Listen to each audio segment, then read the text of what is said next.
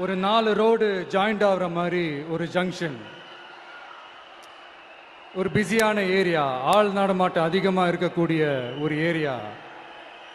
அங்கே சென்டரில் ஒரு முரட்டு ஜல்லிக்கட்டு காலை ஒன்று நின்றுட்டு இருக்குது.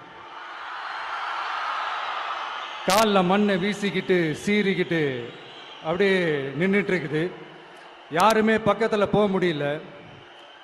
அந்த இடம் ஒரு கேஷுவலாக மாறணும் அப்படின்னா அந்த காளையை அடக்கி அமைதி ஆக்கினாதான் மறுபடியும் ஒரு பேக் டு நார்மல் சுச்சுவேஷனுக்கு அந்த இடம் மாறும். அந்த ஊரில் இருக்கிற ஒரு சில பேருக்கு மட்டும்தான் அந்த காளை அடங்கும். அவங்க யாருமே அங்கே இல்லை. ஆனால் அந்த க்ரௌட்ல இருந்த ஒரு சில பேர், ஆல்ரெடி அந்த காளையை அடக்கணவங்களோட இருந்த ஒரு சில பேர், எங்களுக்கு இல்லாத அனுபவமா? நாங்க பார்க்காத காளையா? நாங்க பார்க்காத மாடா? நாங்க போய் அடக்குறோம்னு சொல்லிட்டு உள்ள போறாங்க. ஒருத்தராலையும் அந்த காளையை தொடக்கூட முடியல. எல்லாரையும் அடிச்சு வீசி தூக்கி போட்டுருச்சு. இப்ப என்னடா பண்றது அப்படின்னு பார்க்கும்போது அந்த கூட்டத்தை விலக்கிட்டு ஒரு சின்ன பையன் ஒரு என்ட்ரி ஒன்று கொடுக்குறான். உங்களுக்கு தான் தெரியும்ல, டேய் எங்களாலே முடியல, நீ எல்லாம் என்னத்தை போய் கிழிக்க போற? எங்களுக்கு அவ்வளோ அனுபவம் இருக்குது, நாங்களே அடிபட்டு ஓரமா படுத்து கிடக்கிறோம். இவன் விளையாட்டுத்தனமா ஏதோ பண்ணிட்டு கிடக்கிறான், பாவம் அந்த காலை கிட்ட போய் அடிபட்டு சாவ போறான். பச்சா பையன், அந்த பையன், இந்த பையன், அண்டர் எஸ்டிமேட் பண்றது, ஏளனமா பேசுறது, இப்படி ஒரு பக்கம்.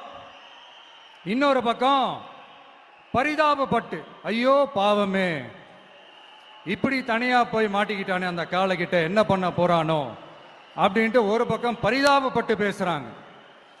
அந்த சின்ன பையன் எதுவுமே காதலையே போட்டுக்காம 2 பாக்கெட்லையும் கையை விட்டுக்கிட்டு ஸ்டைலா கெத்தா தில்லா அப்படியே உள்ள போறான். ஒரு ஸ்டெப் எடுத்து வைக்கிறான், அந்த கால் அப்படியே சீறிக்கிட்டே நின்றுட்டு இருக்குது. இன்னொரு ஸ்டெப் எடுத்து வைக்கிறான், கால் அப்படியே சீறிக்கிட்டே முன்னாடி வருது. மக்கள் எல்லாரும் பதட்டத்தோட அப்படியே பார்த்துட்டு இருக்கிறாங்க. இன்னொரு ஸ்டெப் எடுத்து வைக்கிறான், கால் அப்படியே முட்டை வரும்போது பாக்கெட்டுக்குள்ள மறைச்சு வச்சிருந்த 2 புல்லுக்கட்டு அது அந்த காலை கிட்ட காட்டுறான். காலை அப்படியே சடனா வந்து நின்று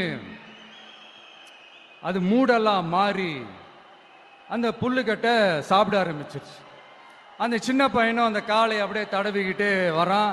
காளையும் பக்கத்தில் ஒரு குழந்தை மாதிரி நடந்து வந்துக்கிட்டு வருது. பக்கத்தில் இருந்த ஒரு வயல்வெளியில் அந்த காளையை மேய விட்டுட்டு வரான். மக்கள் எல்லாரும் அந்த பையனை ஆச்சரியமாக பார்க்குறாங்க.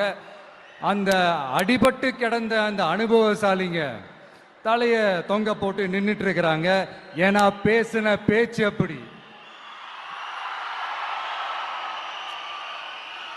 வாய் இருக்குன்றதுக்காக நக்கலுமா நையாண்டியுமா நச நச நச நசன் ஒரே பேச்சு. என்ன பண்றது, தலையை குனிஞ்சு அப்படியே நின்றுட்டு இருக்கிறாங்க. அங்க ஒரு பெரியவர் வர்றார். வந்து அந்த பையன்கிட்ட கேட்கிறாரு, எப்படிப்பா இப்படி ஒரு முரட்டு காலை சீறிட்டு நின்றுட்டு இருந்தது, எப்படி அந்த காளையை அடக்கின அப்படின்னு கேட்டதுக்கு அந்த பையன் சொல்றான், ஐயா எனக்கு அந்த காளையை பார்த்தா கோபமா இருந்த மாதிரிலாம் எனக்கு தெரியல, அந்த காலை பசியோடு இருந்த மாதிரி இருந்தது. அதனால தான் அந்த புல்லுக்கட்டை காமிச்சவொடனே ஓகே நமக்கு தேவையானது கிடைச்சிருச்சு அப்படின்னோடனே அந்த புல்லுக்கட்டை சாப்பிட்டுட்டு நம்மளோட அப்படியே ஜாலியாக வாக்கிங் வந்துருச்சு அப்படின்னு சொன்னான்.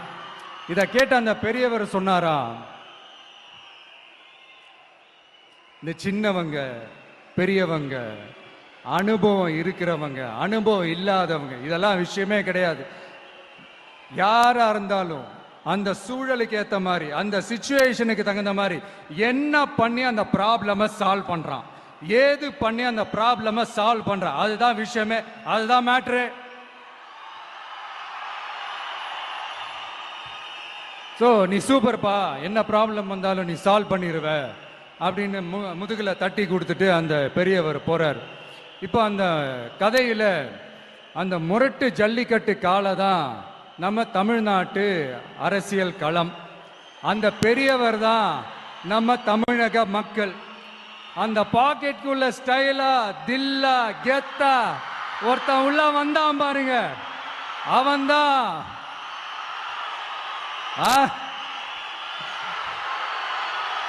நான் இல்லைங்க, நான் இல்லை, நானு நீங்க நாம எல்லாருமா சேர்ந்து மாபெரும் மக்கள் சக்தியா இருக்கக்கூடிய நம்ம டிவிகே.